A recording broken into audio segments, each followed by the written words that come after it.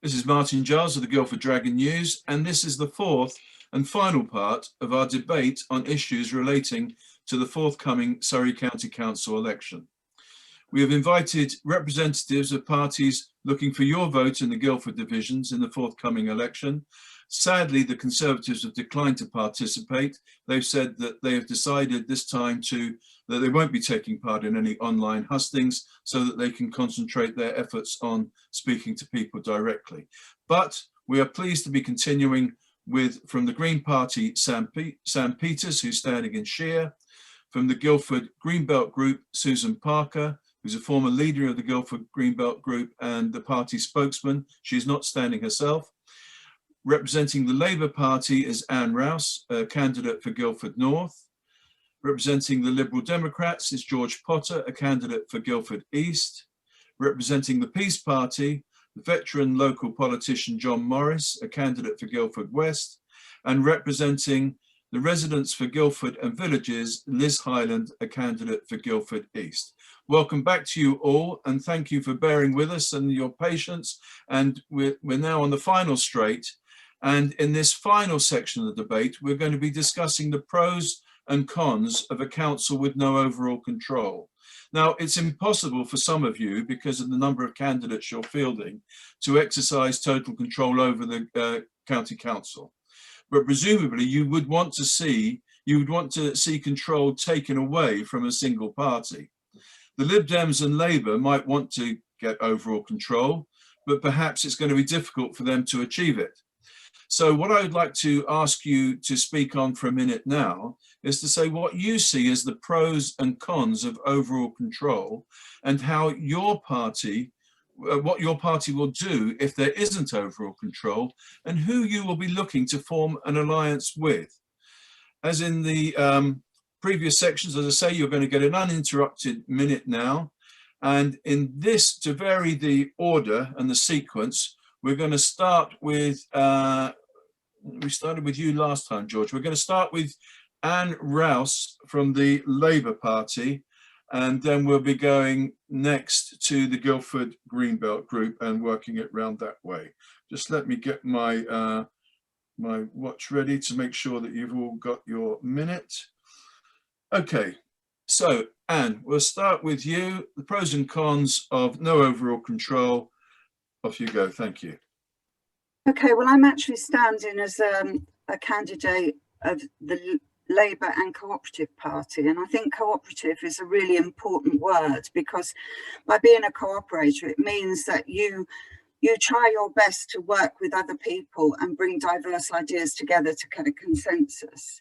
I think the problem with having no overall control is that we're a very diverse county. We've got rural areas, we've got town areas, and if we elect lots of independent people, they might have very different agendas depending on which area of the county of Surrey that they're representing. I also think that there's a possibility the council could stagnate and nothing would be agreed.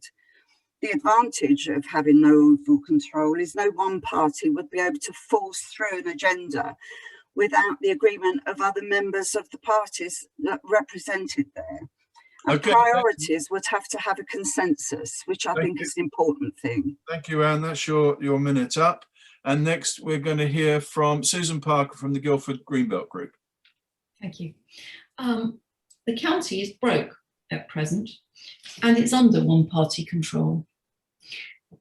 No overall control will give the smaller parties the ability to influence policy, and it means we'll get proper government and proper representation, not government from Westminster parties.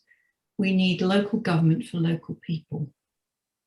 First past the post makes the UK the most centralised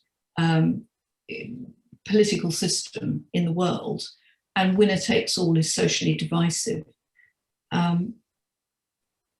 It didn't serve Guildford well, it didn't serve Surrey well. We actually need to have more voices being heard and to take more part in the democratic process with a process of collaboration. And our candidate for Sheer Division would be looking to ally with other residents groups and other community groups Thank you. across the borough. Thank you, Susan. And now to the Green Party in St. Peters. It depends which parties we're talking about, of course, but by far the biggest potential positive would be that parties would have to work together to get things done. We've seen just how successful this can be. Take Waverley again, where the Green Party, Lib Dems, Labour, Independents and residents work together. Aside from the previous examples I've mentioned, there's also been real progress on everything from sustainable social housing to community support centres opposing more fossil fuel drilling on our countryside. Or Godalming Town Council, emissions have been reduced by over 20% in a single year, for example. All of these examples and more are the result of multiple parties working together actually for the benefit of residents, rather than a single bloc relentlessly pushing through more cuts to public services, more greenbelt development, more incinerators, and so on. So it's a big if, but if no overall control at Surrey could open the door to at least a fraction of this amazing work we've seen in West Surrey working together, or rein in some of the more damaging aspects of the long Conservative hold over the council. Thank you, Sam. That could be a good thing, in my opinion. That's your minute up. Thank you very much. And next we go to Liz Highland for Residents for Guildford and Villages. Liz. Okay, there are over 150 candidates and independent candidates and resident associations candidates standing for county seats. And if elected, R4GV candidates will be part of the independent group at Surrey County Council. All the independents, whatever their belief, stand for localism and for what the residents want. And we need to take party politics out of local government. It needs to be about resident views. The advantage would be if they didn't have overall control, would be that the first time in 24 years, the leadership would be challenged and held to scrutiny, and the actions of the council could be taken into account. I think experience shows that the residents groups can work with all different parties. R4GB are in collaboration with the Lib Dems at Guildford Borough Council. Thank you, Liz. That is your minute. Thank you very much. Okay, and next we have John Morris from the Peace Party. Thank you, Martin. We've heard a lot already of the sort of arguments for going along with no overall control. It gives the possibility of all councillors that are elected, whatever their badge of office they have, whatever their rosette they wear, of working together in order to resolve the problems that we have as county councils. We've heard the other side of the picture as well, that those who where there is control by one party, then that's excluding the expertise of some of the county councillors, a slight minority maybe. So, yep, we can. That's your minute. Overall control is good. That's your minute, John. Thank you very much. Right, and last, by no means least, over to excuse me, over to George for the Liberal Democrat view. The Conservatives have shown their contempt for the electorate by refusing to take part in any hustings, and after 24 years of failure and mismanagement, anything which removes the Conservatives from overall control at County Hall can only be a good thing for the people of Surrey. Now, we Liberal Democrats have a proud record of collaborating and working with people of all sorts of different views in order to get things done for residents. As indeed, we already work with the Green Party on the county council. I think the difference is, though, is to achieve anything, you need to have a plan and you need to know what people are going to do. Now, unfortunately, no other party standing has actually been able to offer a clear plan for what they would do differently on County Hall. And we've seen that many of the so-called residents and independents, when push comes to shove on County Hall, vote with the Conservatives on pretty much every issue that matters. So don't be taken in, vote for somebody who's going to tell you what they'll actually do differently. And I think the other point is that when it comes to our area in Guildford, in most parts of Guildford, the only party able to get the Conservatives out is the Liberal Democrats. And I think there's a real risk that we could lose a fantastic opportunity to do things differently and to do things better for residents, to get action on climate change, to protect public services, if people split the vote and let the Tories back in and reward all these years of failure. Martin, you're muted, I think. I wanted to spare you my coughing fit. Right, thank you very much. Okay, that's why you didn't hear me trying to, to tell you to stop, George. Anyway, I hope you'll all forgive me for that. Sorry. Right, now then, so I heard quite a bit, really, mainly saying that you thought there would be more, well, there could be some quite considerable advantage to having no overall control. But wouldn't a major disadvantage be that it'd be difficult to get anything done and to know what you've got a mandate to do? So first of all, Sam, if there was a situation where there's no overall control, how would you know whether your policy on roads or on environment actually had the support of the people in Surrey?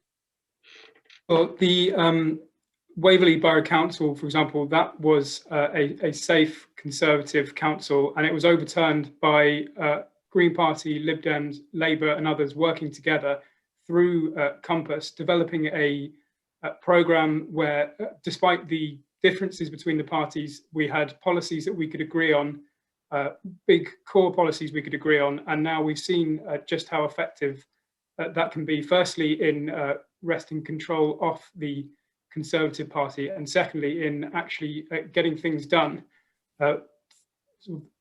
along those policy lines. So there's really nothing stopping parties working together or collaborating to. But my question, Sam, was more about how do you check that what you're doing is in tune with people's wishes? Well, you'll presumably have the at least the largest portion of the electorate behind your policies, and if those policies you've agreed with through a collaborative programme, people will vote knowing that these are the policies that you stand on, that you agree with for these other political parties. Okay, and the same point to you, Anne. I think you did say about the advantage of having overall control was that you could get things more done, more things done. How would you manage that situation when you haven't got overall control? Well, I think one of the examples I can give you is at the moment we only have one Labour councillor on Surrey County Council, and yet Robert Evans has been a fantastic councillor and has managed to get policies through and agreed by the councillors that are there because they're instinctively good policies, like the battle against modern slavery and fighting food poverty and things like that. Surrey is a fair trade council, and it's a fair trade council because that's a Labour and cooperative policy.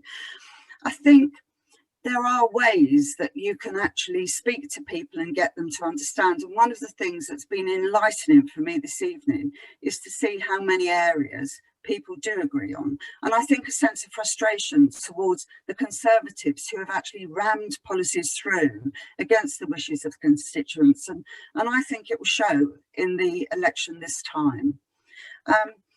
As I say, I think people should vote for the party that they think best represents them. And I agree with Sam about that. But I think all of us need to represent our constituents. And we know what the key issues are. We know it's about education. We know it's about social care. We know it's about climate. And if we all work to those aims, then whoever has control, whether it's no overall control or one party control, we'll all be working towards that same consensus. Okay, thank you. Now, George, I saw you nodding there. But relations between the Lib Dems and the Labour Party locally aren't always harmonious. So how could you ensure that you would put party interests and loyalties to one side if you were all on a county council with no overall control? Look, if we all agreed with each other on absolutely everything, we would all be in the same parties. it's normal and healthy to disagree with each other, particularly at election time. And actually, the disagreements often translate, yes, sometimes they're edifying, but they also mean more scrutiny, more public discussion, more awareness of what's happening. In terms of how you get people to work together, I think there is broad agreement on what the priorities are. Real action on climate change, not just lip service. Getting a grip on the mismanagement of public finances and the waste of money, and protecting the key public services, and investing in better quality transport. On all of these things, we can all basically agree. And, there's plenty of ground there for working together if the numbers are there in the council. But again, it's never been a problem to work together with other councillors to get things done on a case-by-case basis. What matters is having an overall vision and having an overall determination to get it through. And so I think you'd be quite happy with a situation when there was no overall control and you can foresee enough cooperation with other parties and groups? As always, you have to look at the numbers, and we can't prejudge an election result. Obviously, I prefer it if the Lib Dems were returned as the largest party, but accepting the likelihood of that may not be 100%. You can look at it, but I think the most important thing of all those, anybody who is elected, your job is to represent residents, whether they agree with you or not. You have to listen to what they want, what they need, and stand up for their best interests. That's what Liberal Democrats have done for years at county, borough, at all levels in Surrey, and that's what we'll continue to do if we're elected. We get things done for local people. Now, Liz, if I can come to you. Now, you've formed a party, but you also seem to classify yourself as independent. Yes. So I'm just wondering about the difference, what actually, how you work that out. But do you think that party politics should play any part in local government? And, or does it have a malign effect on local government? I'll clear the point of us being a political party in the first place. We stood as a group of independents, and we found in the elections in 2019 that if you're not a political party, it is not a level playing field, because information that's available to political parties isn't available to independents until much later on. And so being an actual independent is a disadvantage, hence why we formed a political party. But we don't have a whip as political parties do, and we don't have central policies. We are a group of individuals with very different views, as anyone attending any of our meetings would find out. I don't think there is a place for party politics in local government. It should be about local issues and local residents. I mean, George has said a couple of times that the only party that could get anything done are the Liberal Democrats, sort of implying that nobody else has any ideas, which I don't agree with that at all. You don't have to be a political party to know what's good for your residents and have some good ideas. And you need the courage of your convictions. I think that working together with other people, R4GP have proved that we can. We have disagreements with people, but if the policies are sensible and people agree with the policies, everybody should be able to work together. And that's why I think it's really important that it's about people. It shouldn't be about politics at all. About politics or party politics? Party politics. Yes, okay. Right, Susan, I saw you nodding a lot during Liz's speech there. So what's your view on it? Should parties be allowed to stand in local government elections? I don't think there is a place for national party politics at local government level. I think it's interesting that Switzerland, for example, has a system which is entirely devolved down, and it's the most local level that actually controls the whole political process. I think that we have the most effective committees in the council are those which are run on a non-partisan basis, like the planning committee, where people are speaking as individuals with their own political baggage, but they are not answerable to a party whip. They're not answerable to a party conference. They're not answerable to national policies, which may not pertain and may not be appropriate in a local context. We're all supposedly intelligent individuals who are elected on the Burke basis, Edmund Burke's basis, where you owe your community your intelligence and your diligence and your responsibility. You don't owe that to some national apparatchik who's going to tell you what to say. Okay. And if we come together as individuals with a social responsibility and with intelligence and with a decent ethical framework, then we are able to find a right consensus which will actually, within the context of the policies that we are standing for, but also with a responsibility to all of the community, we can then come forward and actually act for the benefit of the community. And that's what we should be doing. Okay. We shouldn't be here as representatives of some party based in Westminster. We should be here as representatives of the people of Surrey. I think you've made your message loud and clear. Thank you, Susan. Right, so John, I've come to you intentionally last because I'm going to say to you now that the results of the election is in and there is no overall control. You've won your seat in the Guildford West, and you've been given the job of acting as the moderator between the different parties to keep peace and stop fisticuffs and get things moving. How would you achieve that? Yes, thank you, Martin. Just a small task, John. One of the things that I would say, and I would have said anyway at the end of this discussion this evening, is there seems always to be some hurry to get things done. So what I would say, if there's no overall control, we must not be time constrained. We must allow ourselves as much time as it takes. And if it's very controversial stuff that's under discussion, then that time will give us time to consult as widely as possible with all the people who are familiar with that particular topic. So that will be from where I stand, and this will be my advice to the No Overall Control Council. Let's take the time that it needs. We're not in a hurry to do anything. Time. Okay.